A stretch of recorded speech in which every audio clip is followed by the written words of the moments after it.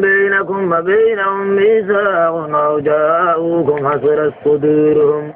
أن يقاتلوكم أو يقاتلوا قومهم أو شاء الله لسلطهم عليكم فلقاتلوكم فإن اعتزلوكم ولم يقاتلوكم وألقوا إليكم السلم فما جعلنا لكم علينا